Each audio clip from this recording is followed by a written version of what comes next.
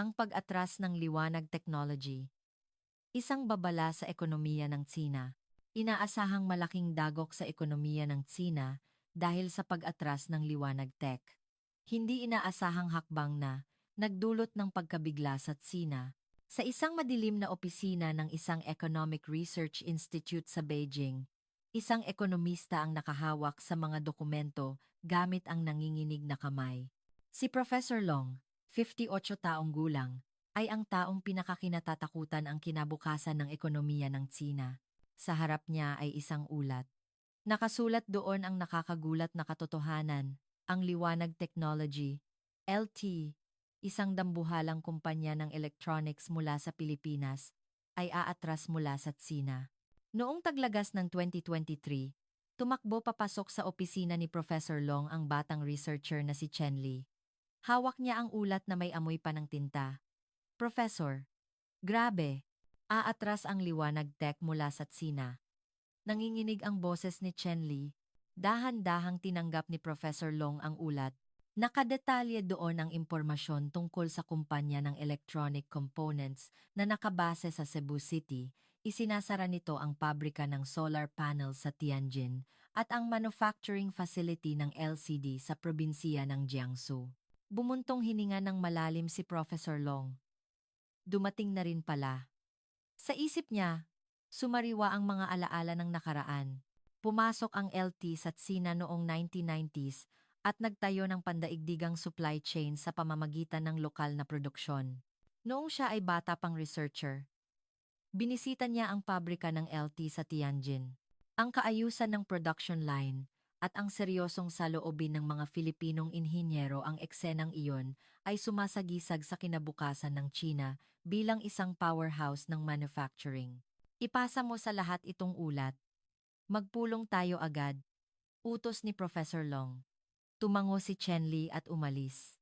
Nag-iisa si Professor Long at tumingin sa labas ng bintana. Matatayog na modernong gusali ang nakatayo sa lungsod ng Beijing. Ngunit sa ilalim ng kaunlarang iyon, may nag-uumpisang gumuho. Nakikita niya ito. Ilang taon na ring hinuhulaan ni Professor Long ang sitwasyong ito. Noong 2018, naisabatas ng Administrasyong Trump ang Export Control Reform Act. Dahil dito, mahigpit na nilimitahan ang pag-export ng mga produkto na may teknolohiyang Amerikano, kasama na ang software, patungo sa mga bansang kabilang ang China. Noon, nagbabala si Professor Long sa Government Economic Policy Meeting. Ang batas na ito ay magdudulot ng seryosong epekto sa ating sektor ng manufacturing. Kahit kumpanya pa ito ng Pilipinas, kung gumagamit sila ng teknolohiyang Amerikano, magiging mahirap para sa kanila ang pagmamanupaktura at pag-export dito. Ngunit, binalewala ang babala niya ng maraming akademiko at opisyal. Masyadong pesimistiko ang iniisip ni Professor Long. Ang Tsina ay ang pabrika ng mundo. Hindi madaling aatras ang mga kumpanya. Iyan ang tanging naririnig sa pulong. Naramdaman ni Professor Long ang kalungkutan. Sa panahong iyon, mas pinanaig ng Tsina ang mito ng World's Factory kaysa sa lohika at datos. Sa emergency meeting, ipinakita ni Professor Long ang dokumento tungkol sa pag-atras ng liwanag tech sa projector. Tingnan ninyo ito. Ang pag-atras ng LT ay hindi lang desisyon ng isang kumpanya. Ito ay pagpapakita ng isang structural na problema. Nagsimula siya sa geopolitical analysis. Sa gitna ng tumitinding hidwaan ng US at Tsina, humihingi ang Amerika ng kooperasyon mula sa Pilipinas, na kaalyado nito sa mga sanksyon laban sa Tsina. Napilitan ang Department of Foreign Affairs at Department of Trade and Industry ng Pilipinas na maging maingat. Ang mga kumpanya tulad ng LT ay umaasa sa teknolohiyang Amerikano sa maraming bahagi semiconductor manufacturing equipment, optical components, at sensor technology. Kaya, kapag nag-export sila mula sa Tsina patungo sa ikatlong bansa, sasailalim sila sa regulasyon ng gobyerno ng Amerika. Tumahimik ang silid.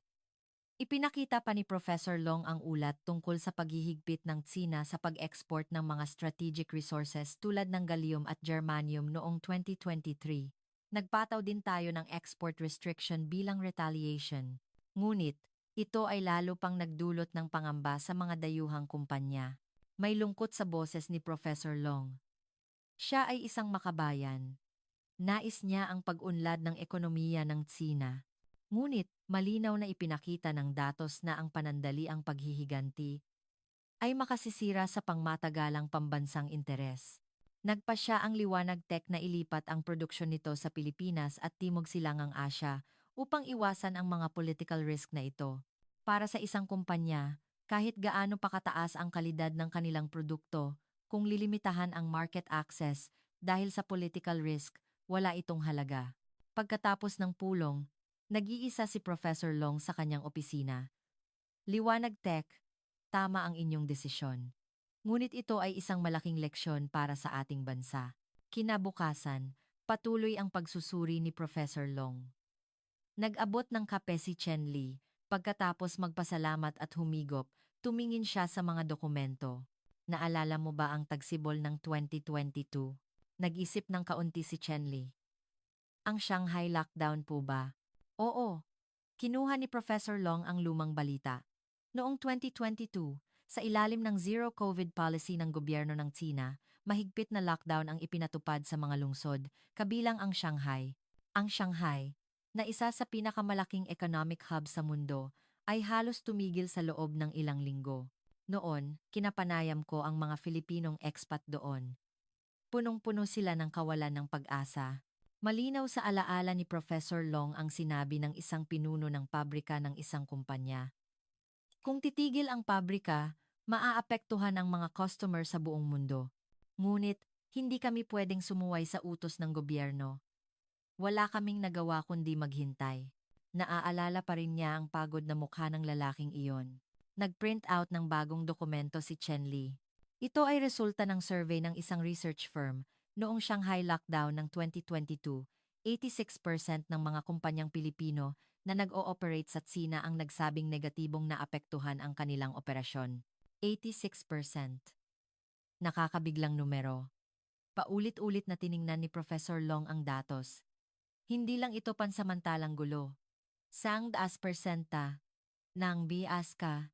Ito ang sandali kung saan naramdaman ng maraming kumpanya ang fundamental risk ng manufacturing sa Tsina. Hindi rin nakaligtas ang Liwanag Tech. Sa Tianjin at Jiangsu, malamang na nagkaroon din ng pagkaantala sa supply ng parts na nakaapekto sa delivery sa global customers. Tumayo si Professor Long at lumapit sa bintana. Sa ibaba, maingay ang Beijing dahil sa traffic rush. Ngunit, hindi mapawi ang bigat sa kanyang dibdib. Ang pagtigil ng supply ng parts ang pinakamalaking dahilan ng pagkawala ng tiwala ng customer. Kahit gaano pa kataas ang efficiency ng lokal na pabrika, kung titigil ito, wala ring silbi. Ganoon ang naging desisyon ng Liwanag Tech. Bukod pa rito, ang problema sa gastos ang lalo pang nagpahirap kay Professor Long. Ipinakita niya sa screen ang graph ng datos ng sahod sa loob ng 10 taon. Noong 2000s, mas mababa sa 1/10 ng sahod sa Pilipinas ang sahod dito. Mura ang lupa at maluwag ang regulasyon. Tamang-tama ang kondisyon para tawaging World's Factory. Natural lang na nagtayo ng pabrika ang maraming kumpanya mula sa Pilipinas. Ngunit, ang graph ay nagpapakita ng matinding pagtaas mula 2020. Hindi na ang China ang murang manufacturing hub. Nang tanggapin ang katotohanan ito, inayos ni Professor Long ang mga dokumento sa kanyang bahay. May mga ulat tungkol sa intellectual property IP, infringement na nakatambak. Nang buksan niya ang isa, may nakitang reklamo ng isang kumpanya ng Pilipinas. Maraming fake goods na katulad ng produkto ng Liwanag Tech ang kumalat sa Chinese market. Ito ang katotohanang pinakahindi ko gustong aminin. Pinisil ni Professor Long ang kanyang sentido. Bilang ekonomista, lagi siyang nakaharap sa objective data. Ngunit, mahirap harapin ang problemang ito dahil ipinapakita nito ang malalim na structural problem ng lipunan ng China. Pagkatapos ng weekend, nag-organisa si Professor Long ng special seminar sa Research Institute. Ang tema, proteksyon ng karapatang intelektual at tiwala ng dayuhang kumpanya. May tanong ako, bakit aatras ang mga tech company tulad ng Liwanag Tech mula sa Tsina? Tumahimik ang silid. Ipinakita niya sa screen ang larawan ng mga fake product. Kahawig ito ng electronic components ng LT, ngunit mas mababa ang kalidad. Ito ang realidad. Para sa mga kumpanyang nakikipagkumpitensya sa global market gamit ang mataas na teknolohiya, nakamamatay kung lalabas ang kanilang know-how at design information. Nagtanong ang isang professor ng law. Ngunit, Professor Long, may intellectual property law ang bansa natin. Dapat may legal na proteksyon kapag nakarehistro ang patent at trademark. Malungkot na umiling si Professor Long. Oo, may batas. Ngunit, ang problema ay ang implementasyon. Ipinakita niya ang datos ng hatol sa IP infringement cases sa nakaraang 5 taon. Nakakagulat, 11% lang ang win rate ng mga dayuhang kumpanyang nagsampa ng kaso. Kahit may pamemeke, hindi kumikilos ang hudikatura. Mahina ang pagpapatupad ng administrative agencies. Ito ang structural na problema. Mangbinimang badan ay ASEAN BAC. Namahagi ng dokumento si Chen Li. Ito ay ulat ng information leakage mula sa dating empleyado at partner companies ng Liwanag Tech. Para sa mga kumpanyang may advanced product design at manufacturing process, ang pagtatayo ng production base dito mismo ay may kasamang panganib ng information leakage. Lalo na sa ating bansa, kung saan malapit ang ugnayan ng business activity at gobyerno. May posibilidad pa na gamitin ang impormasyon sa level ng bansa. Nagkaroon ng bulungan sa silid. Ngunit, katotohanan ang sinasabi ni Professor Long. Maraming kaso na inatrasa ng dayuhang kumpanya ang Tsina dahil sa technology leakage. Pagkatapos ng seminar, sinabihan siya ng isang kasamahan, Professor, delikadong sabihin iyan ng hayag. Ilang araw pagkatapos, hinarap ni Professor Long ang mas malalang problema, ang Personal Information Protection Law at Data Security Law, na ipinatupad noong 2021. Tinawag siya sa Government Economic Policy Advisory Committee. Professor Long, gusto naming marinig ang inyong pananaw. Tumayo si Professor Long at ipinamahagi ang inihandang dokumento. Ipinaliwanag niya ang nilalaman ng mga batas. Dahil sa mga batas na ito, mahigpit na nilimitahan ang paglabas ng personal information at business data na kinokolekta ng mga kumpanya sa labas ng China. Ang impormasyong sumusuporta sa pundasyon ng kumpanya customer data, design blueprints, manufacturing process ay napilitang manatili sa loob ng China. Sinabi ng isang miyembro, iyan ay kinakailangan para sa national security. Ano ang problema? Huminto si Professor Long. Ang problema ay tinitingnan ito ng mga dayuhang kumpanya bilang paghawak sa leeg information hostage. Kung ang impormasyong ito ay hihingi ng otoridad at susuriin, kailangan nilang isaalang-alang ang posibilidad ng leakage sa mga kakumpetensya o sa ahensiya ng gobyerno. Biglang tumahimik ang silid. Maaaring ituring na pagpuna ang sinasabi ni Professor Long sa polisiya ng gobyerno. Ngunit nagpatuloy siya. Ang mas malaking problema ay ang kawalan ng transparency at arbitraryong implementasyon ng batas. Malabo ang mga batas mismo at pwedeng bigyang kahulugan ayon sa diskresyon ng otoridad.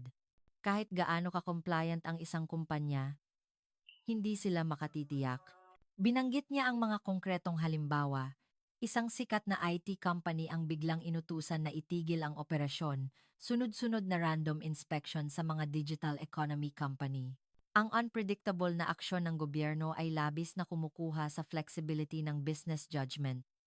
Dumarami ang dayuhang kumpanyang nagpapasya ng pag-atras dahil sa kawalan ng legal stability. Malamig na nagsalita ang chairman. Professor Long, pinupuna mo ba ang polisiya ng Tsina? Hindi. Sagot ni Professor Long ng malinaw. Nag-aalala ako sa kinabukasan ng ekonomiya ng Tsina. Mahalaga ang security, ngunit kung pipigilan natin ang mga kumpanya sa ngalan nito, hindi natin maaasahan ang economic development. Matindi ang katahimikan sa silid. Hindi alam ni Professor Long kung gaano katanggap ang kanyang mga salita. Ngunit, hindi niya ito mapigilang sabihin. Pag-alis niya sa government building, hindi pa rin mapawi ang bigat sa kanyang puso. Nang gabing iyon, tinapos ni Professor Long ang kanyang final analysis tungkol sa Liwanag Tech. Ang Liwanag Tech ay nagtataguyod ng trustworthiness at information management bilang haligi ng corporate value. Ang ligtas na information environment ay mahalaga para mapanatili ang mapagkakatiwalaang supply system. Nag-type siya sa keyboard. Sa Chinese market kung saan nawala ang transparency at predictability ng business activity, mahirap na magplano ng pangmatagalang pag-unlad. Ito ang naging desisyon ng Liwanag Tech. Ngayon, mas binibigyang halaga ng maraming kumpanya ang kapayapaan ng loob sa pagpapatuloy ng negosyo kaysa sa tubo. At ang sagot sa Tsina ay hindi. Tinapos ni Professor Long ang file name. Pag-atras ng Liwanag Tech, pagbagsak ng tiwala sa Tsina. Ito ang magiging spine ng kanyang final report. Isang araw, habang abala si Professor Long sa LT analysis, nagdala ng interesting na dokumento si Chen Li. Ito ay ulat tungkol sa economic policy ng gobyerno ng Pilipinas. Professor, tingnan ninyo. Ba, amara ahaha, kumikilos na ang gobyerno ng Pilipinas. Kinuha ni Professor Long ang ulat. Nakita niya ang mga salitang, balik Pinas, palakas na supply chain, programa para sa domestic investment. Ang polisiyang ito, na nagsimula noong 2020, ay isang subsidy system para hikayatin ang pagbalik ng production bases mula sa ibang bansa patungo sa Pilipinas. Nakatutok ang mata ni Professor Long sa isang numero. Ang laki ng subsidy para sa 2023 ay lumampas sa 100 bilyong piso. 100B, hindi sila nagtatanggol lang sa pag-atras. Strategic nilang isinusulong ang domestic return. Agad na nag-utos si Professor Long ng karagdagang investigasyon. Ilang araw pagkatapos, nakolekta ang detalyadong ulat tungkol sa mga hakbang ng mga kumpanyang Pilipino. Doon, nakita ni Professor Long ang investment plan ng Liwanag Tech para punan ang production capacity ng mga pabrika na inatras mula sa Tsina. Pinalawak nila ang kanilang mga existing facilities sa Cebu City at Batangas. Nagdagdag sila ng bagong equipment na nakatulong din sa paglikha ng trabaho sa Pilipinas. Aha! Hindi lang ito retreat. Umupo ng malalim si Professor Long sa kanyang upuan. Unti-unti niyang nauunawaan ang buong diskarte ng Pilipinas. Kinabukasan, nagbigay ng special lecture si Professor Long. Tema, Structural Transformation ng Ekonomiya ng Pilipinas. Sa harap ng mga researcher, isinulat niya ng malaki sa whiteboard, Reconstruction, Reconstruction. Paano ninyo tinitingnan ang pag-atras ng mga kumpanyang Pilipino tulad ng Liwanag Tech mula sa Tsina? Sumagot ang isang batang researcher. Hindi po ba ito pagkabigo? Umiling si Professor Long. Hindi. Hindi ito pagkabigo. Ito ay strategic reconstruction. Ipinakita niya sa screen ang manufacturing map ng Pilipinas. Nakamarka doon ang mga bagong pabrika at pinalawak na facilities na sunod-sunod na itinatayo sa loob ng bansa. Kasabay ng pag-atras sa Tsina, pinapalakas ng mga kumpanyang Pilipino ang kanilang domestic production system at buong lakas itong sinusuportahan ng gobyerno ng Pilipinas. Detalyadong ipinaliwanag ni Professor Long ang polisiya ng Pilipinas. Hindi lang subsidy system, kundi pati na rin tax incentives, regulatory easing, at pakikipagtulungan sa mga local government units ginamit ang lahat ng paraan upang hikayatin ang pagbalik ng manufacturing industry. Ang layunin ang dapat bigyang pansin, hindi lang risk avoidance ang ginagawa ng Pilipinas. Sinisikap nilang isakatuparan ng sabay-sabay ang pagpapatibay ng supply chain, pangangalaga ng teknolohiya, at pagbuhay ng lokal na ekonomiya. Nagtanong si Chen Li. Pero, Professor, mataas ang labor cost sa Pilipinas. Mapapanatili ba nila ang competitiveness sa domestic production? Ngumiti si Professor Long. Magandang tanong. Oo, mataas ang labor cost. Ngunit, may lakas ang Pilipinas na hindi natin nakita. Ipinakita niya ang susunod na slide. Nakasulat doon ang mga salitang teknolohiya, kalidad, tiwala. Ang tiwala sa produkto ng Pilipinas ay mataas sa buong mundo, lalo na sa mga sektor tulad ng medical equipment, precision machinery, at electronic components, kung saan kailangan ang mataas na kalidad at tiwala. Maraming customer ang pipili ng produkto ng Pilipinas kahit medyo mas mataas ang presyo. Bumalik si Professor Long sa kaso ng Liwanag Tech. Ang ibinabalik ng LT sa Pilipinas ay hindi lang pabrika. Dabli mahalala mga budaan. Dabli mahalala mga lala mga budaa. Ito ay sistema kung saan ang design, development, at manufacturing ay pinangangasiwaan ng magkakasabay sa loob ng bansa. Dahil dito, nababawasan ang risk ng information leakage at nasisigurado ang kalidad. Binanggit din ni Professor Long ang tulong ng depresasyon ng piso. Dahil sa pagbabago ng exchange rate, unti-unting bumabalik ang export competitiveness ng mga produkto ng Pilipinas. Bukod pa rito, may bentahe rin sa usapin ng kapaligiran. Sa panahong pinahahalagahan ang carbon neutrality at renewable energy, ang integrated production sa Pilipinas ay nagiging malaking advantage. Ipinakita ni Professor Long ang halimbawa ng mga pabrika sa Pilipinas na tumatakbo sa kuryente mula sa renewable energy. Ang pagbawas sa CO2 emission sa transportasyon at ang manufacturing, gamit ang clean energy mataas ang pagkilala sa mga hakbang na ito internationally. Sa kanyang lecture, lalo pang tumibay ang paniniwala ni Professor Long, ang pinahahalagahan ng mga kumpanyang Pilipino ay sustainability at ang kakayahang magpatuloy ng matatag na negosyo sa pangmatagalang pananaw.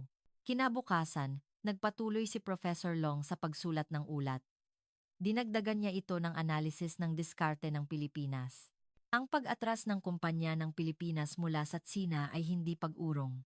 Ito ay pagtatayo ng bagong competitive advantage. Ito ay strategic choice upang isakatuparan ang pangangalaga ng teknolohiya, pagpapanatili ng kalidad, at pagpapatibay ng supply chain. Muling pinahalagahan ni Professor Long ang desisyon ng Liwanag Tech. Pinili ng LT na manatiling kumpanyang pinagkakatiwalaan hindi lang ngayon, kundi maging 50 o 100 taon pa. Iyan ang lumabas sa forma ng domestic return. Habang nagsusulat, may halo-halong emosyon sa puso ni Professor Long. Bilang Chinese economist, nakalulungkot ang pag-atras ng kumpanya ng Pilipinas. Ngunit bilang scholar, hindi niya maiwasang humanga sa galing ng diskarte ng Pilipinas. Bagamat sinasabing nagdaan ang Pilipinas sa mga economic challenge, hindi nila nawala ang esensiya. Ang pagpapahalaga sa teknolohiya, paghabol sa kalidad, at pagbuo ng tiwala ang saloobin na iyan ay ngayon nagiging bagong competitive strength. Sa dulo ng report, isinulat ni Professor Long, ang Tsina ay nasa kritikal na sangandaan ngayon. Hahabulin ba natin ang panandaliang economic growth o mas bibigyan natin ng halaga ang pangmatagalang tiwala at sustainability? Ang domestic return strategy ng Pilipinas ay isang leksyon at aral para sa atin. Pagkalipas ng 3 buwan, natapos ang report ni Professor Long. Sa 237 pahina, detalyado ang structural problems ng ekonomiya ng Tsina na ipinapakita ng pag-atras ng Liwanag Tech at ang strategic response ng Pilipinas. Sa araw ng pagpasa ng report, muling tinawag si Professor Long sa conference room ng gobyerno. Hawak ng chairman ang report.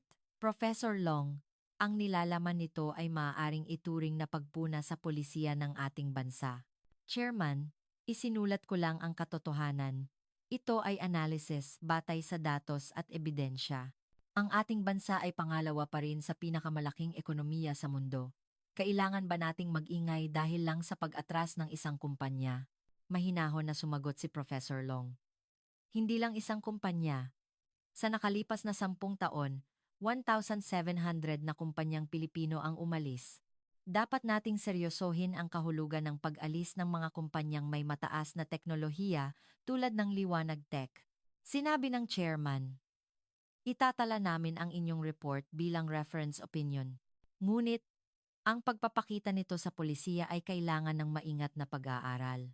Alam ni Professor Long ang ibig sabihin nito. Ang report ay tuluyan ng isasantabi.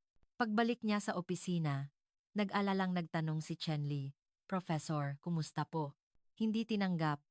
Inaasahan ko na. Kalmado ang mukha ni Professor Long. Ayos lang. Ang trabaho ng scholar ay hindi ang tanggapin ng kapangyarihan. Ito ay ang itala ang katotohanan at iwanan ito sa susunod na henerasyon. Nang gabing iyon, nag-research si Professor Long tungkol sa corporate philosophy ng Liwanag Tech. Nakita niya ang sinabi ng founder, ang paghahanap sa material at espiritual na kaligayahan ng lahat ng empleyado. Bukod pa rito, nakita niya ang impormasyon tungkol sa work-life balance at pagpapahalaga. Sa tao ito ay pagpapakita ng pamamahala na nakasentro sa tao. Iba talaga ang mga values natin sa pundasyon.